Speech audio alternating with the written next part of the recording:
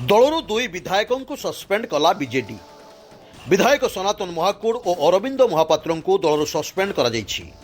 दल विरोधी कार्य अभियोग एक्शन नेइथिबा कथा कहिछि बीजेडी। वरिष्ठ नेता विजय महापात्र पुत्र अरविंद हेउछन्ति पाटकुरा विधायक एवं चंपुआरु प्रतिनिधित्व करुछन्ति सनातन महाकुड़। उभय गत 2024 विधानसभा निर्वाचन में बीजेडी टिकेट लड़ी विधायक होइथिले। सनातन महाकुड़ और अरविंद महापात्र सस्पेंड नहीं प्रतिक्रिया रखिछन्ति कैप्टेन दिव्यशंकर मिश्र और खगेश्वर बेहरा। दल को दुर्बल करने चेष्टा करुथिबारु कार्यानुष्ठान निया जाइछि बोली दिव्यशंकर मिश्र कहिथिला बेले कार्यकलाप दल विरोधी होइथिबारु एही पदक्षेप निया जाइछि बोली कहिछन्ति खगेश्वर बेहरा। सभापतिଙ୍କ पाखरे एनै अनेक किछि गुइंदा तथ्य थाइपारे बोली मध्य कहिछन्ति।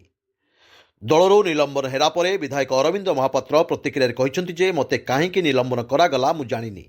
पार्टी तरफ मते किछि कुहा जाइनी। सोशल मीडिया मु जानिली। मु कौनसी दल विरोधी कार्य करिना। दल को असुविधा पकाइबा भली कौनसी कार्य करिनी। मु मो निर्वाचन क्षेत्र में लोकों पई काम करुथिली। मु कौनसी मेली को जाइनी कि भोजी भी खाइनी। मो बापा स्वतंत्र और वरिष्ठ नेता हिसाब से जणे। से कौन करिवे तांको कथा।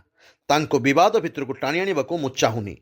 5T विरोधी मंतव्य मध्य देई नाही। बीजेडीर कौनसी नेतांक सहित मोर मनांतर नाही बोली प्रतिक्रिया कहिछन्ति। ब्यूरो रिपोर्ट, स्वतंत्र ओडिशा लाइव।